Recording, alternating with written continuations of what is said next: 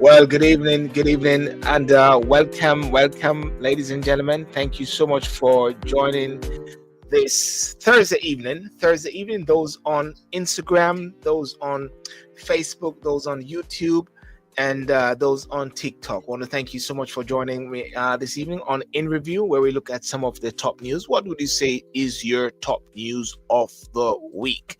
And it's a very windy day in the UK, very windy this morning.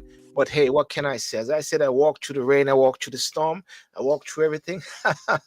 you know. But without further ado, we're just gonna get the ball rolling, and I'm gonna invite my guests, and we just get the ball rolling. Thank you.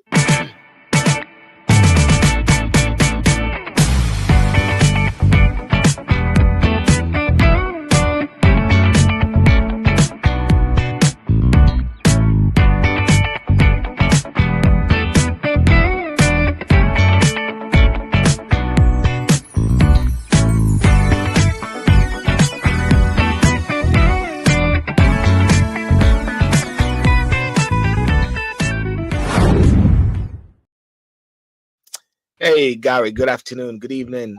What's going down? Hello, my friend. It's great to be back with you after another week, exciting week. It's good to be with you, Silver. Yes. I must say it's a great week. I was in the park today, and some people were walking with their umbrella, and I said, "Throw away the umbrella, man. Let's walk in this rain, man. This rain." They said there's a Hurricane Benjamin around. Is it something like Benjamin or something like that? Anyway, what's Not too up? sure. I haven't been keeping up with the. Oh, yeah, I've been keeping up with the weather. Okay. Well, listen, there's a lot of developments which has been happening, and each week there's a lot of developments happening, and I think one of the flagship discussions or issues is regarding the safeguarding minister, Jess Phillips, regarding grooming gangs who they are saying they do not want her. They want her to resign because a couple of persons who are on the committee or so, these are persons who were previously groomed. They say they don't. She needs to resign. She needs to step aside, and the same thing is coming around, whereby the government is saying the same thing, just like with the former deputy prime minister. We have full confidence in our minister. I think we always give it like a day or two, and they go. You know what I'm trying to say? Yeah, that's always the case, really. Yeah, and also as well, something which is developing. I mean, it's out there already. The whole issue with Russia and Trump, is saying, no more am I going to be, this thing is wasting my time. I'm trying to say, going to deal with, Biden. I mean, not Biden. I am talking about Biden. I mean, Putin. Trump abandons carrot and wheel sticks over Putin in Ukraine talks. And Met police officers sacked for gross misconduct after BBC Panorama investigation. So that's it. And also one of the developing thing which is happening is, you and I have been talking about this a lot of time, like with Jamaica. In Jamaica at present, there's an issue regarding the Speaker of the House, which is the Prime Minister's wife. And in some recent days, just a couple of days ago, she was like shutting down persons from speaking. And so there's a big issue in Jamaica now as to her credibility and her stance as the Speaker of the House. And I think we have talked about a lot about the conflict of interest which may be as well, Gary. So that's the thing there, which I mean, I did a video on it, and the video which I did was just highlighting a couple of clips, and it is over 140,000 views on TikTok. 140,000 views, Gary. And as a result of that, I've received about over 600 followers based on that one video.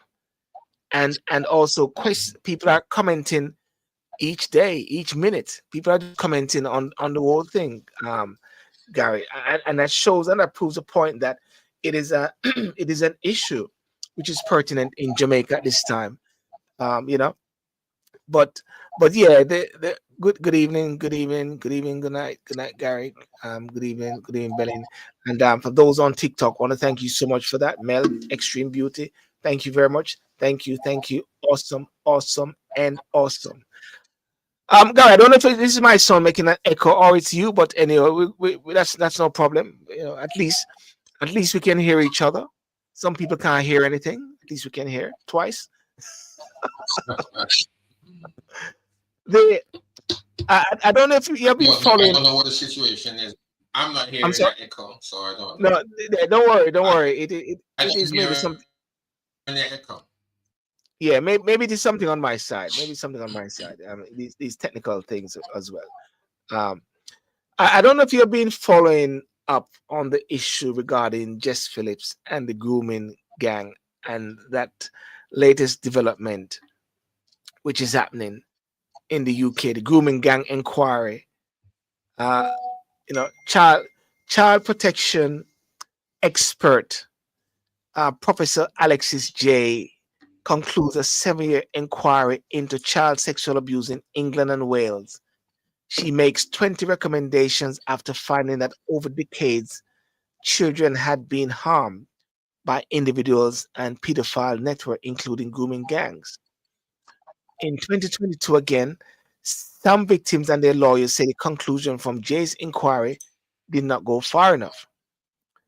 And in May 2023, the Conservative government accepted the need for action on 19 of Jay's recommendations.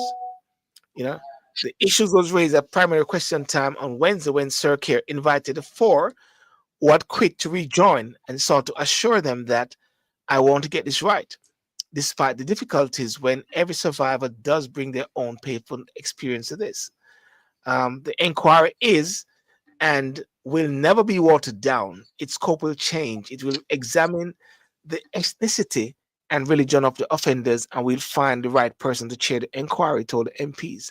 But one of the concerns and one of the things that they've been talking about is that they have dumbed down the sort of inquiry, dumb it down because it will sort of shine light on um, Muslims in a way. And of course, the Labour Party don't want to offend that. And that was like leading up to the election as well.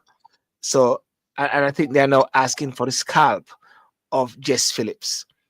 You know, um, which she said, Jess Phillips has remained impartial to the process, only listening to feedback, and we want her to remain in the position for the duration of the process for consistency. They wrote, yeah. Will she survive? I don't know. You sometimes have the answer, Gary. Maybe God has spoken to you and tell you if she will survive or something like that. you know. Um, Well, we don't know really. I mean, I think that she may survive, but mm, because abuse, sexual abuse, um, and all type of abuse really is on the front page, she mm, may not survive this, and it all depends on what takes place between now and then. It all depends. So she may survive yeah. and she may not. Mm, yeah. That's a very interesting thing there. And a prime minister's question time, which I'm just gonna play.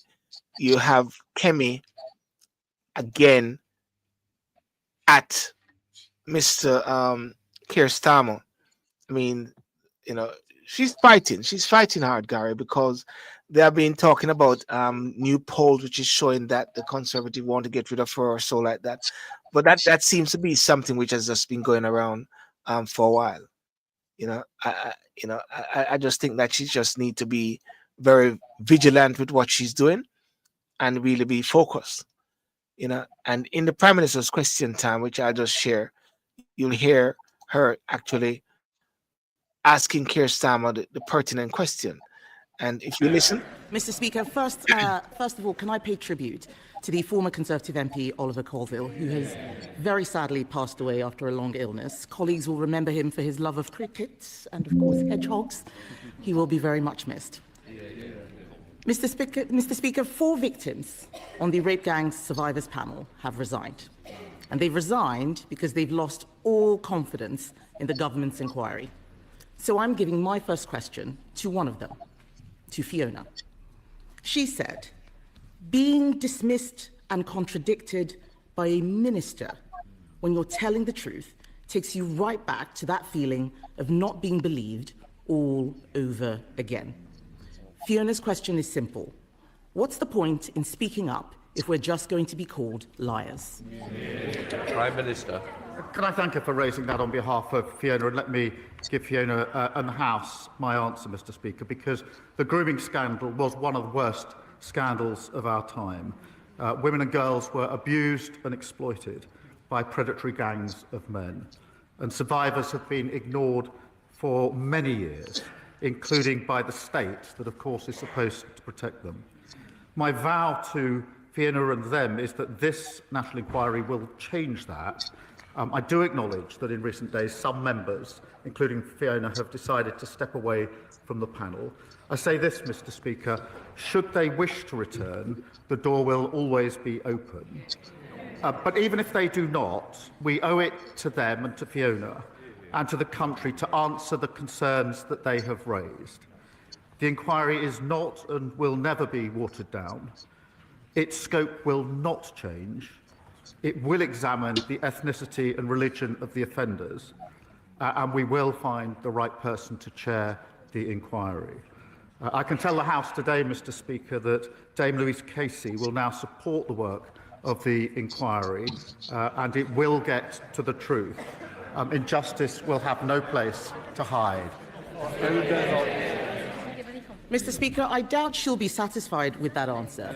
He says that they could return to the panel if they wish to. Why would they do that? The government has been engaged in a briefing war against survivors. Elizabeth. Oh, really? They say shame? Why don't they listen to what Elizabeth had to say? Why don't they listen to what Elizabeth had to say? Elizabeth, who was abused in Rotherham from the age of 14, had this to say, and I quote, "The government has created a toxic environment for survivors." They were looking for answers from the Prime Minister, and what they've heard is Labour MPs saying shame at their words. Yesterday, Mr. Speaker, the Safeguarding Minister said Elizabeth was wrong. Who should we believe? The Prime Minister's Safeguarding Minister or Elizabeth? I first came across Ansarada in 2014. It was a corporate finance deal we were working on for a solar developer in the UK. Prime Minister. Mr. Speaker, let me put on record my respect for all of the survivors who've been through the most awful ordeals. And I want to thank those that have been involved so far for the work in the process. What we're trying to do is to get this right and have an inquiry with survivors at the heart. As the Safeguarding Minister told the House yesterday, that's obviously not easy. They've all come with difficult experiences. There are a wide range of views, understandably, and every survivor does bring their own painful experience to this. The survivors met the prospective chairs this week, and we want to have them to have the chance to engage. I want survivors to be at the heart of this. I want an inquiry that can get to the truth. These are the hard yards, I accept that, but I want to press on and get this right. Mr. Speaker, he says that he wants survivors to be at the heart of this, but in his first PMQs this year, he said we did not need a national inquiry. I don't know what to think about this, Garrett. At the same time, because this thing has been going around in circles. Do you think that there are a lot of victims, but do you think that the few which have stepped away should sort of hold things at ransom, or hold the government at ransom, in a sense? What do you think about that? Like they're holding the government at ransom to a certain extent. I don't know. I mean, you see, I think that these people who have stepped aside, obviously something is wrong. Yeah, obviously going something down. is wrong. we don't know what it is. As the public, as part of the public, we are not privy to certain things. And something is wrong for these individuals to step aside. Now the government knows what they're up to. And I think, I mean, for people to be nominated, because I think one was a police officer that stepped down. One was a social worker that stepped down. I don't know what the other one or others, what professions they hold or they've held. But for these individuals to for them to have been nominated, one, obviously, whoever nominated them to be a part of the commission of the process, obviously had held them in high esteem. Obviously, there's something about them why they were chosen. Now, for the individuals then to be on the process for however long and then step down even before it started, obviously something is going on. So it'll be interesting to find out and to know what is really happening. Yes. Because they said the group headed up by Fiona Goddard, the group of four said they would only rejoin it if the minister went. Now, the question is if the minister went in regards overseeing the inquiry, or is that she need to resign, just like how the deputy prime minister resigned. And these are two strong ladies, you know. We're sandwiching Mr. Keir Starmer, Jess Phillips, and Angela Rayner. And of course, you had the chancellor on the side there. So actually, these are some of his strong weight. It reminded me of with Tony Blair, Gordon Brown, and John Prescott. You remember those heavyweights where Tony Blair was between, and this is what is happening, I believe, with Keir Starmer. But I think that probably, whether they be strong individuals or not, the point is, I think probably that the government wants to have a hold and an influence on the commission or on the process.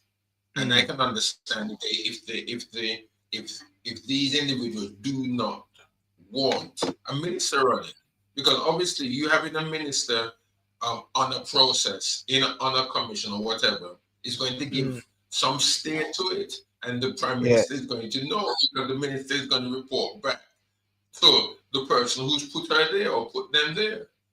Yeah, and it's just the same question that somebody just asked me on TikTok a while ago: is what do they mean by if the minister went? You know, but you know, but as I said, the prime minister backs the minister as fifth grooming gang survivor urges her to quit. And you know, one of the things I don't like sometimes when they talk, like, people like to resign, asking people to step back. I believe they sort of abdicate certain responsibilities that they have, and that they should you know, they should clean up their mess. If anything, clean up the bits.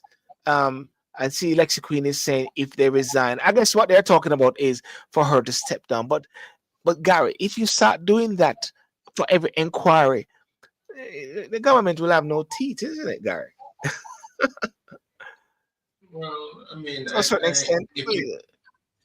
If it's a commission, or if it's something that has been set up so as to find the cause, the cause of what has happened, or you know, if it's got to be independent, it's got to be independent of government.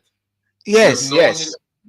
We have seen examples over the recent years, and in the past, that when government gets involved in these so-called independent processes, it misleads people. It misleads the people.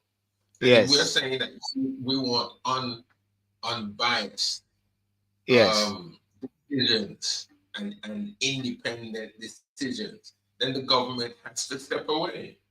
The government has to step away and not try to influence the process at all, because obviously, the prime minister, whoever the prime minister is, but it's Keir Starmer now, obviously the Prime Minister does not want to be surprised at anything that comes out. And by having someone from the government on the commission, obviously is going to be informed of what has come out on a day-to-day process. You know, but then that is nothing. If the government has nothing to be afraid of, if the government has nothing to be afraid of, if Keir Starmer has nothing to hide, then he's got to allow the commission to be independent. Unbiased. Totally. And this is this, and I think this is the area which will need clarification on. And there's a good question which was put: if she goes, the commission, should not really. The commission really should not be led or being overseen by a minister of government in something like this, whereby the government, in a way, okay, whether it is a conservative government at that time or whatever like that, but the government will be scrutinized. And therefore, it is not wise to have a minister of government overseeing that. What do you think about that, Lexi? I don't think. So it is either she resign as the minister of government, or she step away from heading the commission, Gary. Yes, I mean, I think, listen, if you're going to be fair, is there anybody from the other major parties, such as Labour, Liberal Democrat, or even the Reform? Is there anybody else on that commission from those parties? I don't know. From the commission, it's a good question as well. I mean, if you want to remain independent and not have the commission influenced by the government itself, you is either the Prime Minister or no political leaning individual is on it. Or if you're going to have Labour, because Labour is the government, you should have someone from the Conservative, somebody from Liberal Democrats, somebody from the Reform Party. Now that seems to be coming up in the flanks there. You've got to be fair. You've got to be fair, because our governments, whether it be Labour now or Conservative, our governments has been tainted with all sorts of corruption. Yes. All sorts. And the public is not impressed. Not impressed. And that's where the trust between the government or political parties and the public is not there. It's really not there. Who trusts government? Whether it doesn't matter whether it be Labour or Conservative. Who really trusts the government, whichever party is in power? Nobody. Hardly anybody trusts anybody.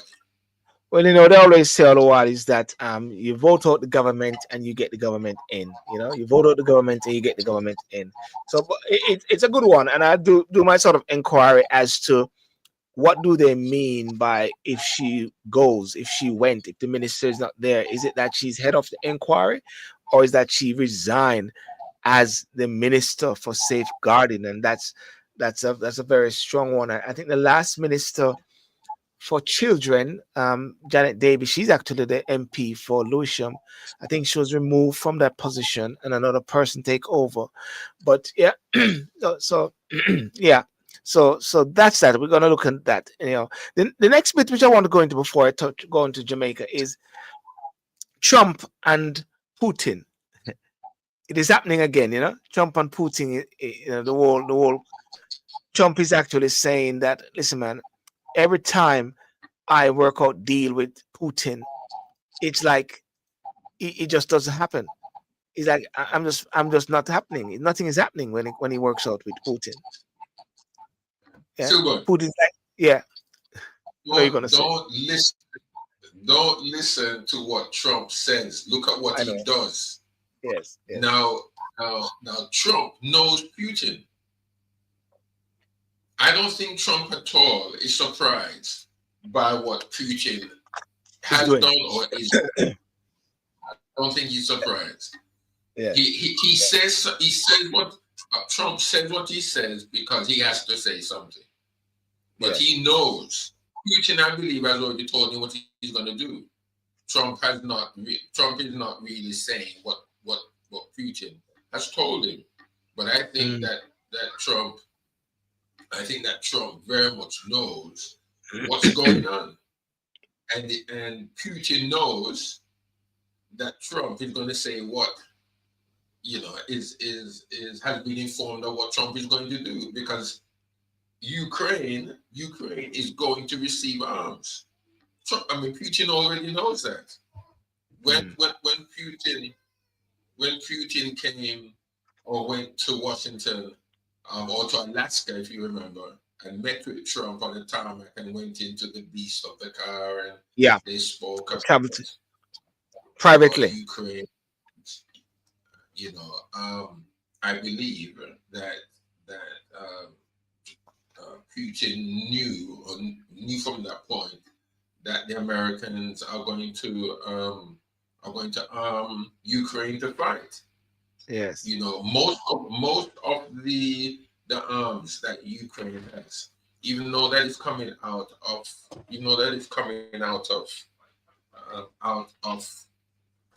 Europe. There's arms coming out of Europe, but there's also a lot of arms coming out of the United States. United States is funding that. So it's nothing new. It's nothing new. It's nothing new. Everybody knows what everybody's doing. It's like if your listeners are students of history, when you read the First World War and about the Second World War, the United States was funding and selling oil to Russia, and they were selling oil to Germany to fight the war, even though Germany was an enemy, but everybody was funding everybody to fight a war that they were saying they didn't want. So it's the same thing now. One of the things, though, is that Ukraine under Zelensky was in Europe today, and they all pledged to support him with missiles and money and everything, and they're showing their weight behind him. They were happy as well that is Europe and also Zelensky by what Trump said, that he's going to give extra sanctions. So Trump say applying sanctions to Russia.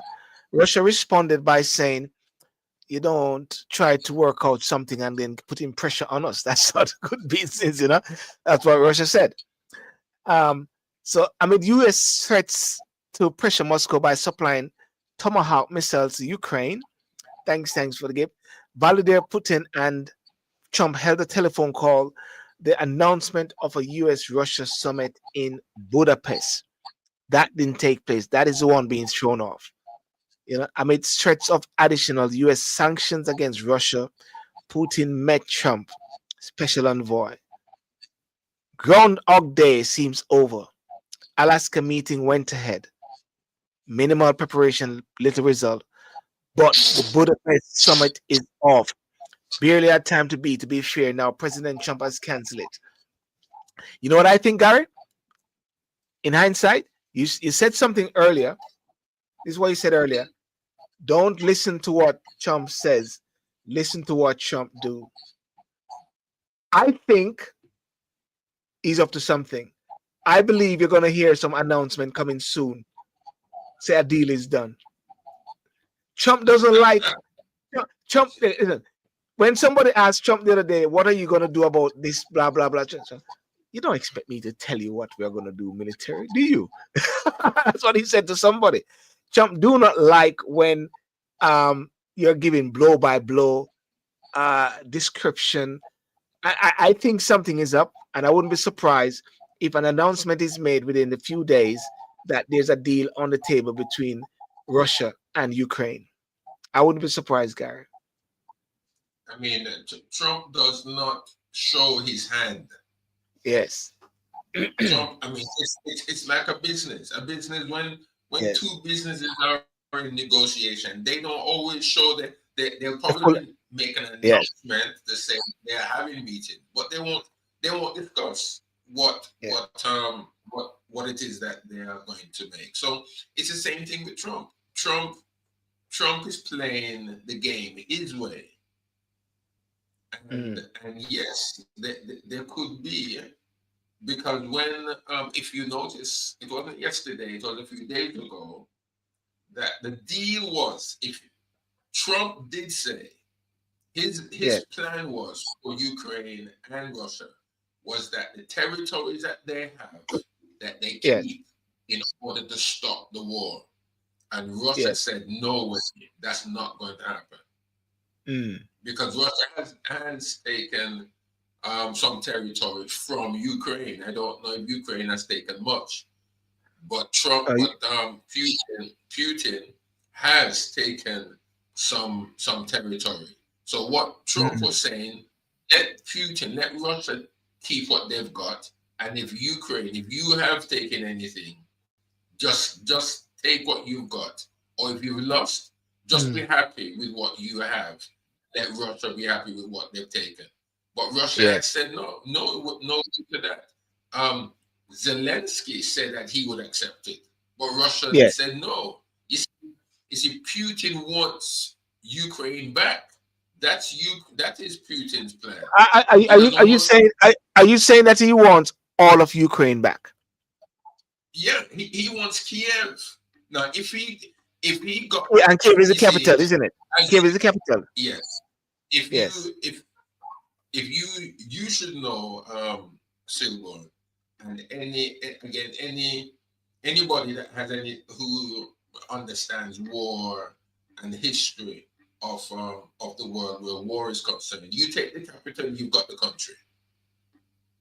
And if that's why Putin is attacking Kiev now, because if he gets Kiev, anyhow he conquers Kiev, right? Ukraine has been conquered. So that's where it's heading. Putin wants Ukraine, and the reason why he wants Ukraine, Silborn, and anybody out there that is listening to us should know, and I'm sure they do know, because we are communicating to intelligent people, is because NATO is on the other side of the borders of the country of Ukraine. NATO wants Ukraine, and Putin, from the days of Father Bush. Yes. From the days of Father Bush, when they made the negotiation that NATO would not put any arms or the person close Ukraine. For I think it was 25 years or 10 years. I don't really know. Yes. And NATO said, fine. President Bush, Father Bush said, that's a plan.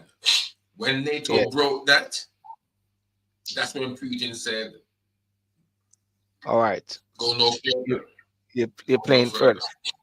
Yeah, well, in close that bit where Donald Trump, what he announced, tremendous new sanctions against two of Russia's largest oil companies in a bid to pressure Moscow in ending its war on Ukraine.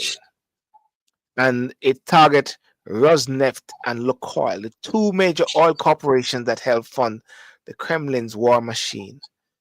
And so that's where it's at now. We watch a space, as a CEO that unfolds. Let's hope that oil factor doesn't affect world oil and all those sort of things, and leading us into Christmas again with massive oil bits going up while these guys are playing around, But on another note, Gary, I mean, I won't touch on the whole issue regarding the Met Police officers who were sacked for BBC Panorama investigation. This is regarding that BBC undercover guy went in, and hearing the police officers talking casually about their views on racism and all those sort of things. Lots of these things will come. So they're actually shutting them down, taking them out. In a sense, when I say taking them out, I mean removing them from the front line, removing them from the place. But Gary, as we said all the while, it is because they didn't know the camera was on them. A lot of persons say those things and believe in those things still. And the police actually is a representation, or those guys is a representation of the police force, if anything. It's just that they were caught. Just that they were caught. And of course, I always say to people all the while is that in the UK, people will always talk and will always talk on things. They talk about incitement to racial hatred, incitement to violence as much as possible. But there are ways how you can actually deal with it with the laws. And that is what is happening now. Now, I don't know if you have followed anything in Jamaica regarding some latest developments with the Speaker of the House and the fact that the opposition walked out again. I don't know if you have followed that, guy. No, I'm not really keeping. Every now and again, I don't keep up to date with it, just like how you, as much probably as you have. Yes. But I'm aware of something, but not in depth. Let me just play something. Let me just play something just briefly. It's a video I posted when I compile a bit, and it's if I look at it now, it's at over 100 and it's near to 150,000 views on TikTok. And one of the reasons I posted it was not to put myself in the video or commenting on it, but let the video speaks for itself, Gary. Yeah, let the video speaks for itself. And by the video speaking for itself, it signifies that Jamaicans are very concerned about the whole issue when it comes on to the Speaker of the House. I'm looking at it; it's 144,000. Let's just play this play. Member, that's not how the Speaker operates. So I'm going to say it for the final time. Your question must be as it relates to the statement that was made by Minister today. Your question must be exactly in keeping with the statement by Minister. That is the ruling. Your question should not be questions about National Works Agency, Ministry of Health, and all the other ministries that this minister is not responsible for. All your questions must be questions in respect of his statement and ministry. In his statement said this administration is one that puts the concept of just go straight to the question, government. Member. Is the minister aware of outstanding amounts? Member, please take your seat. Please take your seat. Please take your seat. When you hear the mic goes silent is when she turns off the mic. There are issues regarding the house in Jamaica, Gary. What I get to understand is very unruly at times. Yep. And I was listening to a bit of after the interaction and after the opposition walked out. A lady was trying to give an announcement and she couldn't give the announcement. She had to keep quiet a couple of times because they were just making pure noise. So in a way, as somebody said to me and called me and said, maybe she's treating them as children because that's how they operate. I don't know if you listen to how she said, this is, it should sound like a school mistress. But listen further. She turned off the mic again. She turned off the mic panel. The member from St. James West Central. Thank you, Madam Speaker. On Central.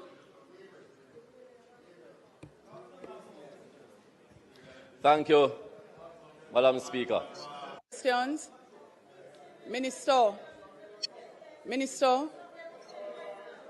Oh, you have another one? Madam Speaker, I am here on behalf of the residents of Southeast St. Andrew who are anxious because 4 weeks ago, when we had heavy rains, what is your question? I'm coming to it. No, I am coming ask to your my question. I am coming to my question. Top the statement by Minister. She shut him off, Gary. So why is she doing that? The member from Look at it. Westmoreland Western, from Westmoreland Central, his question was not in respect of a statement made by the Minister, and neither is this question being asked by, neither is this being asked by the member from St. Andrew, Southeast. Yes. Peonize in other place. This is the nation business. Madam Speaker. What is the question that she wants addressed? Okay, I'll explain. Members, there's a question from the leader of opposition, the member from St. Andrew South. This is now the leader of the opposition. I'm very concerned by the way in which the proceedings are being conducted. We are attempting to ask questions. We are attempting to ask questions arising from the statement. The statement was a wide-ranging statement. It not only touched and concerned the specific minister's portfolio, he also said he was speaking on behalf of the Minister of Local Government, who is overseas, who has direct responsibility for disaster preparedness. On more than one occasion, the member on this side who was sought to ask a question has been prevented from completing the question, and instead a point of order has been taken, which I don't know what the ruling was, or you yourself have intervened to prevent the statement, the question from being asked. I want to know what the question was that the member for Southeast St. Mary was seeking to ask. I don't know what his question is. She shut him off as well. Member,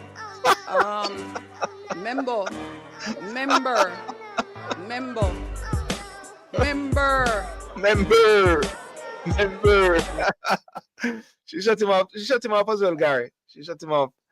And as you can see, the opposition now walked out of Parliament as well.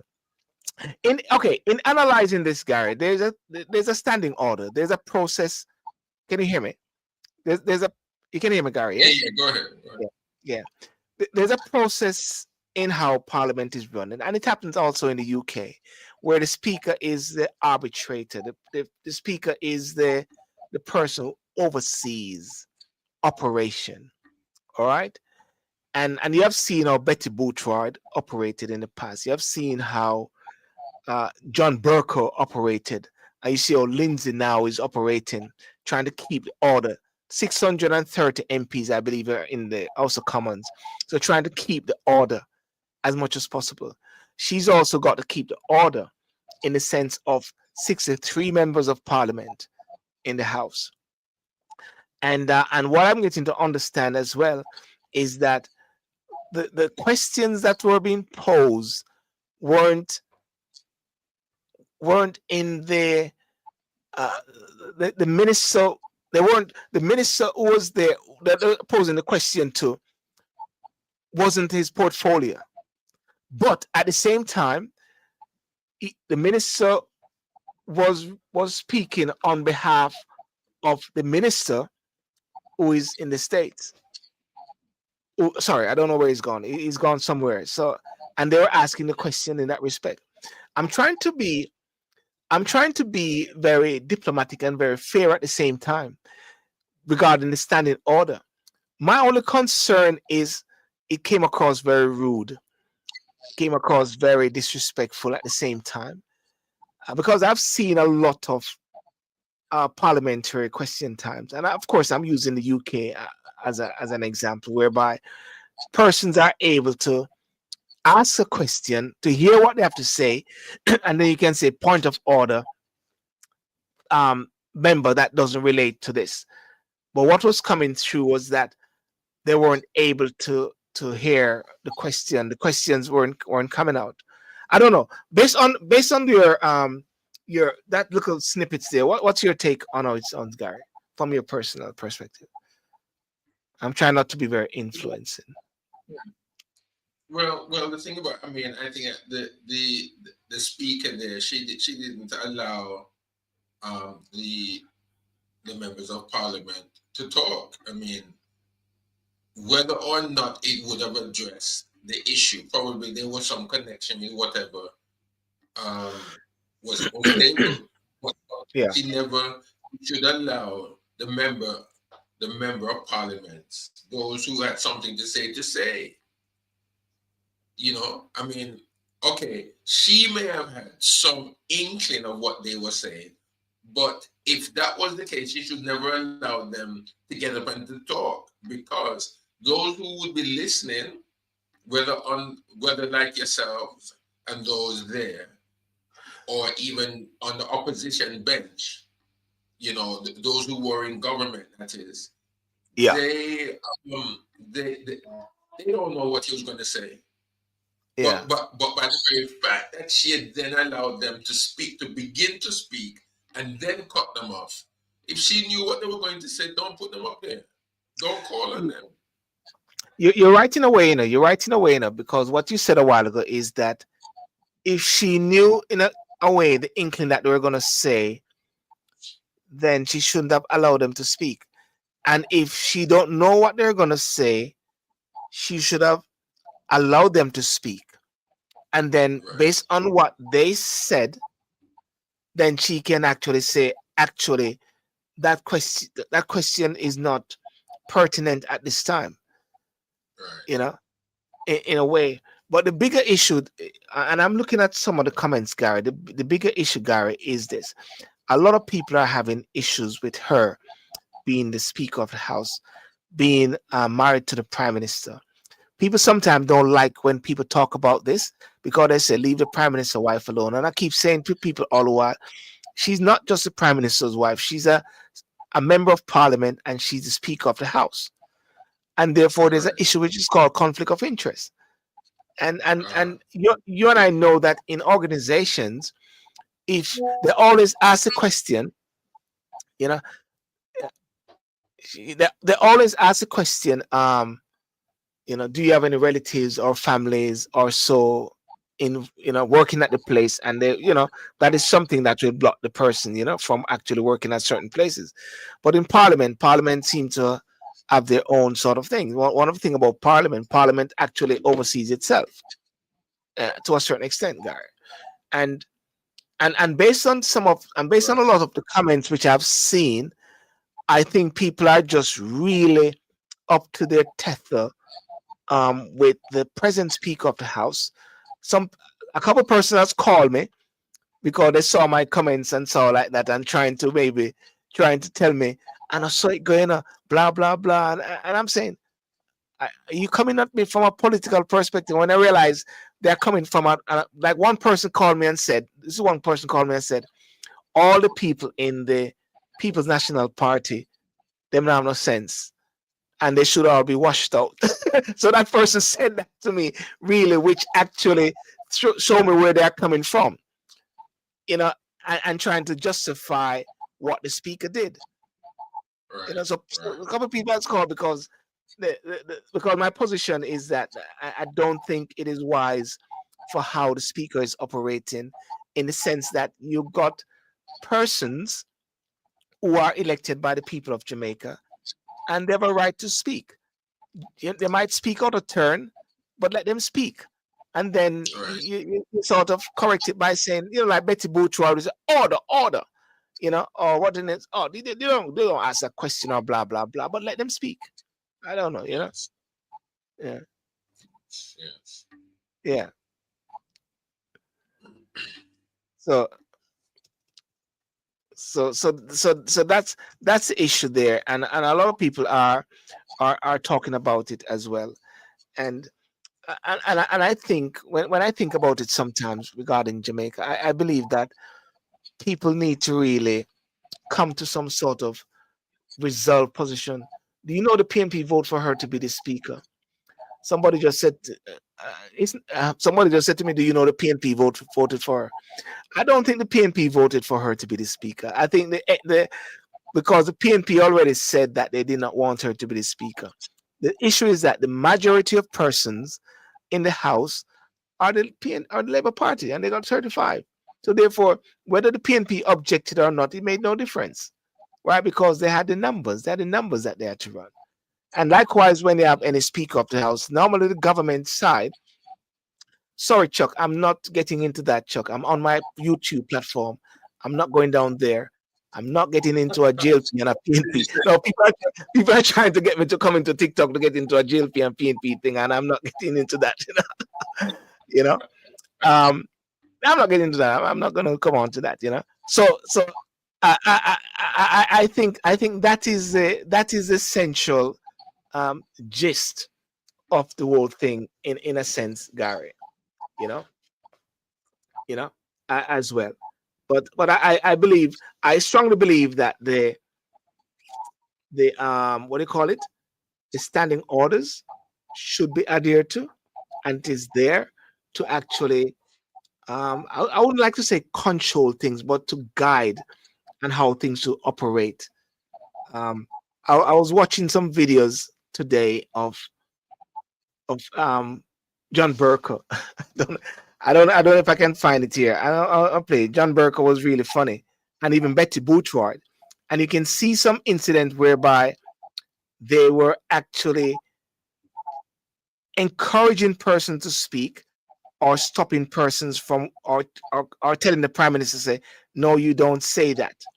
This is what John Burke was saying. No, you don't say that as well. And I'm gonna find what's her name? I'm gonna actually see if I can find it, Gary, and just play a couple of bits of it right here to sort of emphasize the point of what I'm trying to say. Let me just do something.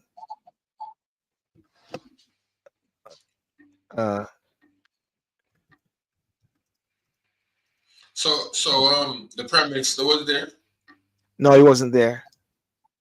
Maybe he was having coffee or tea at home.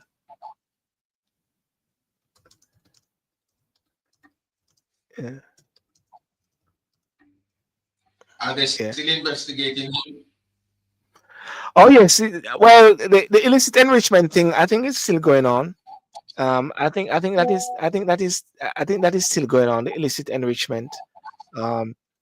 You know, and that is so, and that is such an issue as well. I just think that it's really unfortunate that you have persons in Parliament in this new dispensation after the election, and they are you know, they were able to put themselves forward again, which is so sad.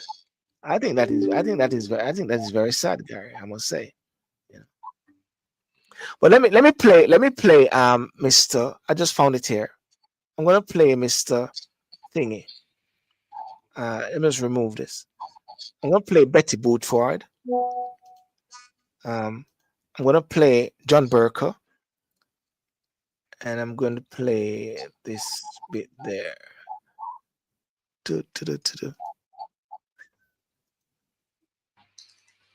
Extra camera video file. Okay.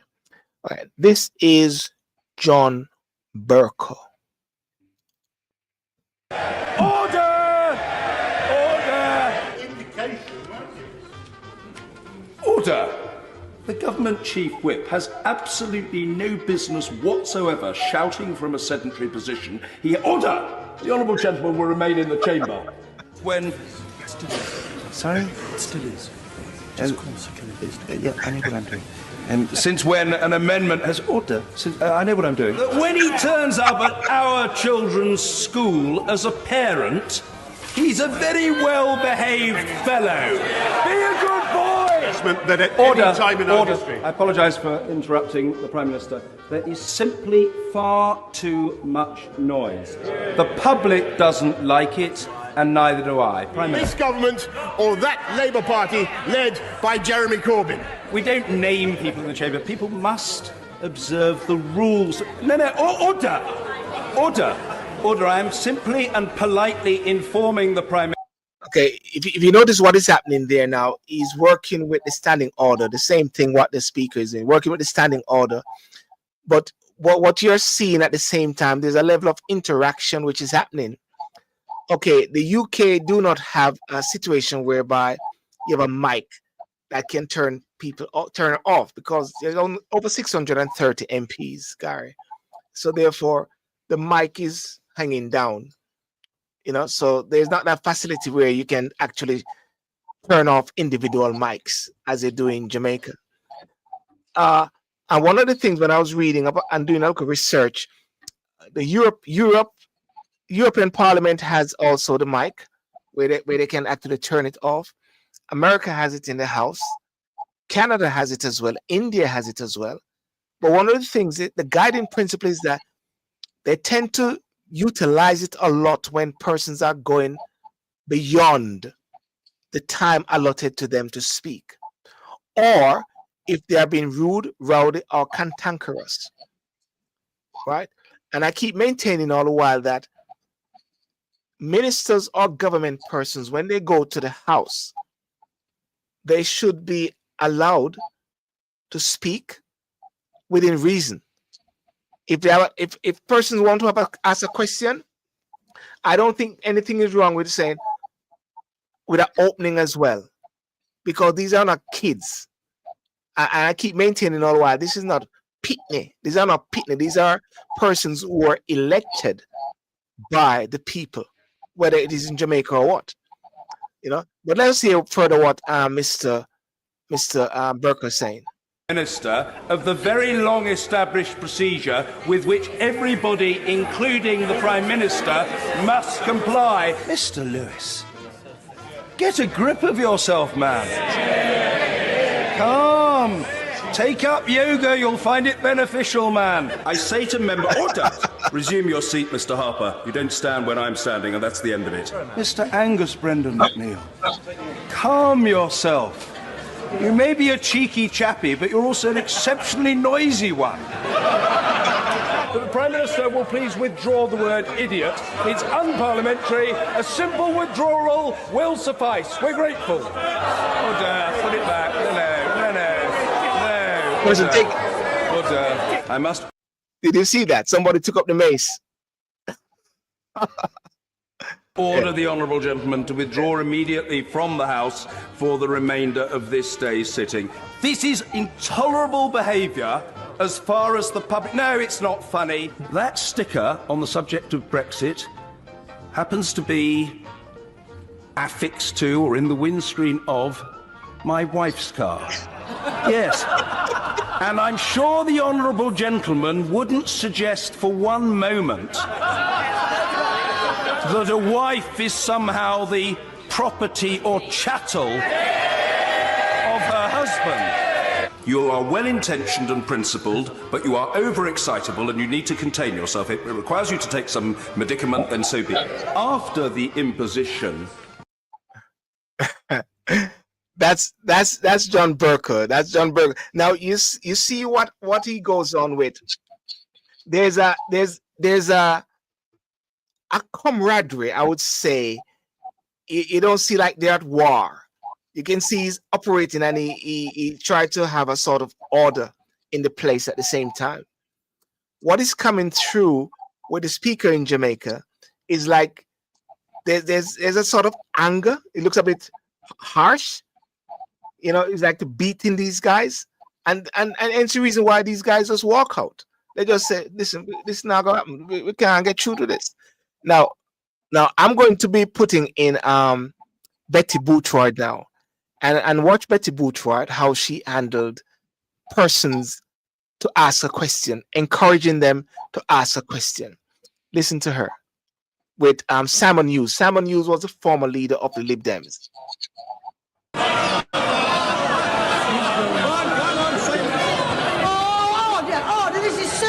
Consuming. Come on, Mr. Hughes. Mr. Hughes, spit it out. Come on. There is no point in waiting for silence. The honourable gentleman isn't going to get silence. Produce your voice, Mr. Hughes. You know, so she's encouraging someone to speak and say, speak, produce your voice. Stop waiting for the crowd to for people to come down and so like that. Produce your voice, encouraging members to speak, recognizing without a doubt that these members were put there by the people. Time that members of this House grew up. Madam Speaker. Tony Blair in opposition. Order! Members must come to order. Mr. Blair. Order! Order! Mr. Jameson. Mr. Blair, once more. She was, Gary, she was a tough cookie, and nothing is wrong with a speaker being very firm at the same time controlling the House. Betty Boutward was, John Bercow was, and also I forget what the other guy was, the other gentleman, Martin, Sir Martin. Remember Sir Martin as well? Yeah. So I don't know how Jamaica is going to sort it out as well in regards to this. Somebody asked me the question earlier today: is there a way that the court can sort of challenge the standing order? And I had to say to them, no, Parliament governs its own affairs, separation of powers, because Parliament is the supreme lawmaker, and that's what it is. So I don't know what's going to happen, how they're going to deal with it, but something has to happen in Jamaica in regards to that, or people coming together, the PNP, the JLP, and to try to have some level of semblance of respect. Parliament is not a court. Miss Justice, whoever you are, Parliament is not a court. Parliament is a supreme lawmaker. A court will interpret the laws of Parliament, and a court will actually make their ruling based on the laws which are passed and enacted by Parliament. Parliament is not a court, as well. Yeah. So yeah. Anyway, Gary, that is it. That is it for today. I'm just gonna pop over TikTok maybe just for 20 minutes or so, because my daughter just came back from school with the play. She's into this play, Greece, and then she'll have another one again this Saturday. Can the Governor General intervene? I don't think the Governor General will. A good question here, Gary. Can the Governor General intervene? Let's put it this way: can the King intervene? Put it this way, Gary. Can the King intervene into affairs of Parliament in the UK? What do you say? It's not constitutionally correct. I don't think he can. But I believe he will. I believe that Charles, with the strength of character that he has, he will. Yes. I believe he will at some stage. Yeah, the King can, but by convention they don't. They don't. By convention they don't. The Governor General has the power, but they don't by virtue of convention, because that's how it operates. It is the Parliament who actually runs show. Just like we're talking about Prince Andrew, they are talking about, should Prince Andrew be the prince? Should that name be removed from him as well? And that's difficult. Still, I'm a little different in regards to that. I think Charles should. Okay, what's his name? Andrew. What's his name? Yeah. Andrew. Prince Andrew, not Andrew. Prince. What? Sorry. No, Andrew has made mistakes. Prince Andrew. No. Say Prince Andrew, because people might think we're talking about Andrew Holness. So Prince Andrew. Well, people think he's also a prince as well. So Prince Andrew of UK. I think the King should pardon him, and he's his brother. He's his brother, man. I don't think he should treat him with a little bit more love and compassion. I really believe that. Who hasn't done wrong? Who hasn't made mistakes? Look at the mistakes that Charles III has done. Look how much mistakes he made. He was even probably implicated and thought that he was in it that killed Diana. I mean, Diana. I mean, look at all of it. Has he forgotten that? Has he really forgotten that? Look at all the mess he's been in. Yes. And now his brother needs him. His brother, just like any person, any individual in this country. I just want to say, somebody just said, is he still a prince? Didn't they strip that's what they strip him from. No, actually, they didn't strip him. Is he decided not to use the Duke of York title? He's the one who came out and said, I won't use the Duke of York title. I don't think they actually have stripped him in a sense publicly or anything like that. But he's still a prince. He's prince. Yeah. Charles ought to have a little compassion for his brother. He doesn't have any compassion even for his son. I mean, look at Harry. I consider Harry more of a prince and more of one to really has strength of character than William. Yes. But Charles again just does not seem to have any compassion at all. None. Yeah. And he has to remember where he's coming from. And that's the failure of human beings. That's the failure of all of us. We're so quick to point the finger and to lambaste guiltiness on others. But we forget where we are coming from. Yes. Well, the Bible speaks of it, Garrett. The Bible speaks of it, Garrett. All have sinned and fallen short of the glory. And it says, he who is without sin cast a stone. When the lady, who's without sin cast the first stone. Exactly. Exactly, Sil. So King Charles ought to have, he has no compassion. There's no compassion. I think Gary, I think the issue is this as well. I think because he has denied that anything happened with him and the girl. And he has been denying it and denying it and denying it. If it was a situation whereby he was remorseful and said, I messed up and blah, blah, blah. But he has denied it, and denied it. I don't know if that is maybe the issue. What do you think, D or guys? Maybe that is the issue to a certain extent. There's no remorse. They always say sometimes with persons when they're going to go on probation, they always put them before a panel and they will quiz them. But if they do not have any sort of remorse or of what happened or so, they remain because they see them still as a threat to the public. It's just like when someone is an alcohol or a sex addict or whatever like that, and they're going to need help, they have to accept or acknowledge the fact that they have a problem. So I think in a way, I wonder if that could be it at the same time. But your point is there. He had spent some money already. I think the Queen has given him some money, which he used to pay off the girl as well. So I don't know why it's coming back around when don't know. Yeah, no comment, D. Well, Gary, listen. When are you coming on TikTok, Gary? I can organize it for you to go live. You just tell me when. Okay, I've got an agent. I've got an agency in OG Global where if persons want to go live, I've got the facilities to sort of help to do the process.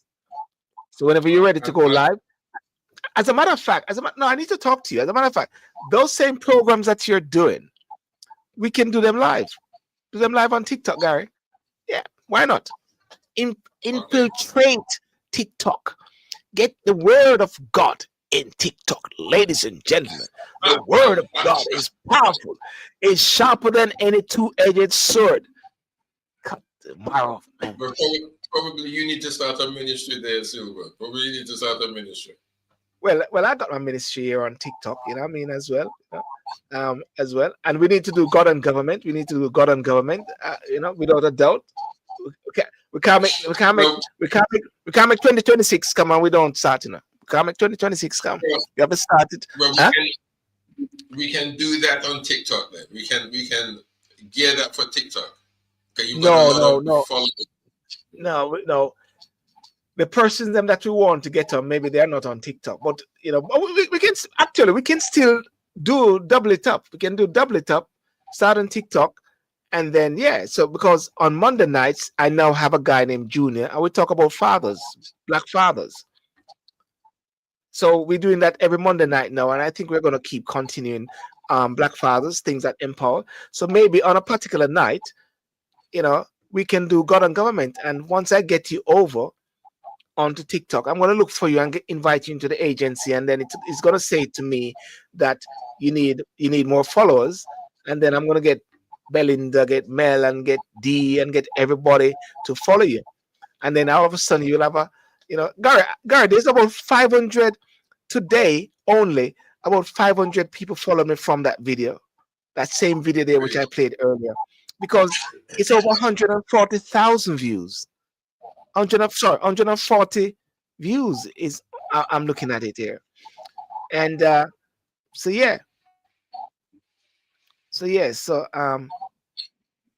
that's it. Okay, we started up, Gary, and we get the ball rolling. We get the ball rolling for God and Government. Started right on TikTok. No problem. Started right on TikTok. I'll facilitate it and see it works. Yeah. All right. All right. Okay. God bless. God bless. God bless. Ladies and gentlemen, thank you so much for joining us on In Review, talking about these issues.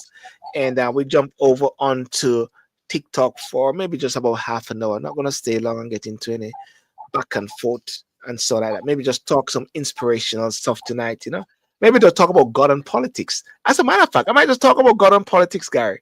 Take away the mood from politics. God and Government. You do that. You do that. Yes, I think I'll do that. Member, please take your. Oh, somebody just said a while ago. Member, please take your seats. somebody just said that. Somebody's a Bishop member. Yes. Bishop Hallelujah. Shandai Shay. Oh my God. Yeah, let's do that. Let's do that. Definitely.